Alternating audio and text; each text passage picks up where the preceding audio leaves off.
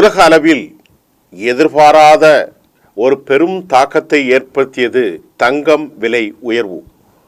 தற்போது உலக அளவில் ஏற்பட்டிருக்கக்கூடிய அரசியல் மாற்றங்களின் மூலம் தங்கம் விலை மிகப்பெரிய அளவில் சரிவதை போன்ற ஒரு விவகாரம் செய்தியாக வெளியாகி இருக்கிறது.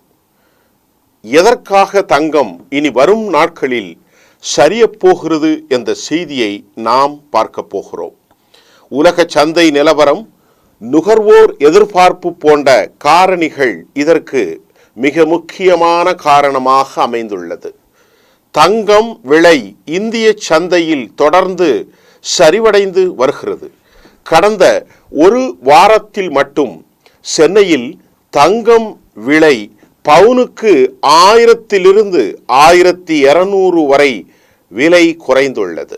இது நகை வாங்க விரும்பும் பொதுமக்களுக்கு சந்தோஷத்தை தந்துள்ளது.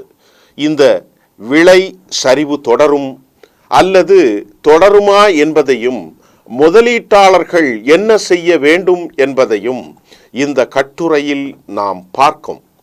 அமெரிக்காவின் மத்திய வங்கி ஃபெடரல் ரிசர்வ் வட்டி விகிதத்தை உயர்த்தும் திட்டத்தை தொடர்ந்து விரிவாக்கி வருகிறது. வட்டி விகிதத்தை உயர்த்தும் நடவடிக்கையை அவர்கள் விரிவாக்கி வருவதன் காரணமாக வட்டி விகிதம் அதிகரிக்கும் போது முதலீட்டாளர்கள் தங்கத்தில் முதலீடு செய்வதை விட பத்திரங்களை தேர்வு செய்கிறார்கள். இது தங்கத்தின் மீதுள்ள தேவை குறைந்து விலையை கீழே தள்ளுகிறது. சீனாவின் பொருளாதார வளர்ச்சி தற்போது மந்தமடைந்துள்ளது.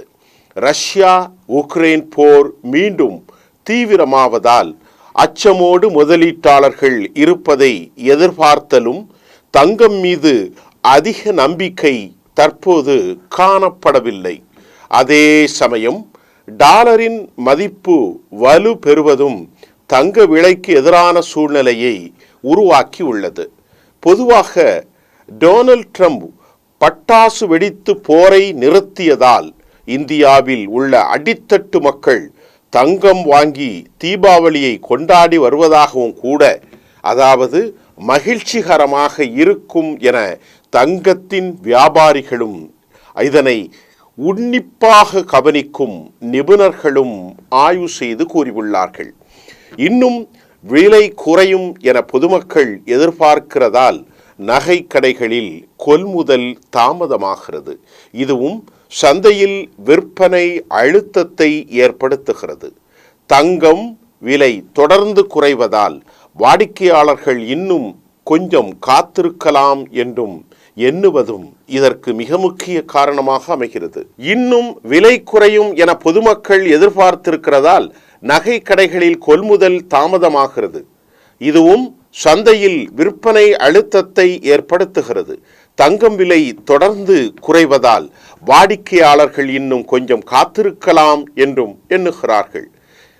எனவும் இதேபோல் பலரின் எதிர்பார்ப்பு இன்னும் சில நாட்களில் விலை மேலும் குறையக்கூடும் என்பதாகவே உள்ளது என நகைக்கடை வியாபாரிகள் தெரிவித்திருக்கிறார்கள். தங்க நாணயங்களில் முதலீடு செய்யும் தருணம் இது. நேரடி நகை வாங்கும்போது கூடுதல் கட்டணங்கள் செலவாகும். ஆனால் தங்க நாணயங்கள் அல்லது ETFகள் இவற்றில் முதலீடு செய்வது பாதுகாப்பானது என்றும் எண்ணப்படுகிறது. நிபுணர்கள் சிலர் அதற்கான சாத்தியம் இருப்பதாகவும் கூறுகிறார்கள். வட்டி விகிதம் உயர்வும் சர்வதேச பொருளாதார நெருக்கடியும் இணைந்து தங்கத்தின் மீதான தேவையை குறைய இன்னும் வாய்ப்பிருக்கிறது. தங்கத்தின் விலை குறைவது ஒரு சைக்கிளாகவே உள்ளதென்றும், தற்போது நடைபெறும் சரிவானது பன்னாட்டு வட்டி விகிதங்கள், பணவீக்கம், இன்ஃப்ளேஷன் மற்றும் முதலீட்டாளர்களின் மனநிலையை பொறுத்தது. ஆனால் இது ஒரு நெடுங்கால பாதிப்பு ஏற்படுத்தாது என்றும் தங்க நகை வியாபாரிகள் சங்கம் தெரிவித்துள்ளது. மேலும் தங்க விலை குறைய வாய்ப்புள்ளதாக பொருளாதார ஆய்வாளர்களும் தங்கள் கருத்தை தெரிவித்துள்ளார்கள். திருமணங்கள், வைபவங்கள் போன்ற பல முக்கிய நிகழ்வுகளுக்காக தங்கம் வாங்க நினைப்பவர்கள் தற்போது நிதானமாக வாங்க ஆரம்பிக்கலாம். விலை மேலும் குறையக்கூடிய சாத்தியம் இருப்பதால் முழுமையான கொள்முதல் தவிர்த்து பகுதியாக வாங்குவது நன்மை தரும். பரிசு திட்டங்களை தவிர்த்து நேரடி கொள்முதல் செய்ய இதன் மூலம் பரிந்துரையும் செய்யப்படுகிறது. தங்கம் விலை தற்போது சரிவில் இருப்பது மிக முக்கியமான உண்மையாகும். பொதுமக்கள் அதிரடி முடிவுகள் எடுக்காமல் சந்தையை அவதானித்து திட்டமிட்டு முதலீடு செய்ய வேண்டும். விலை மீண்டும் உயரக்கூடிய சாத்தியம் உள்ளது. எனவே இப்போதைய விலை சரிவை புத்திசாலித்தனமாக பயன்படுத்தி லாபம் ஈட்டலாம் எனும் சர்வதேச பொருளாதாரத்தை மிக கவனமாக அவதானிப்பவர்களும் தங்கத்தின் கொள்முதல் செய்யும் ஒட்டுமொத்த வியாபாரிகளின் கருத்தாக இருக்கிறது என்பதே இச்செய்தியின் புரிதலாக இருக்கிறது.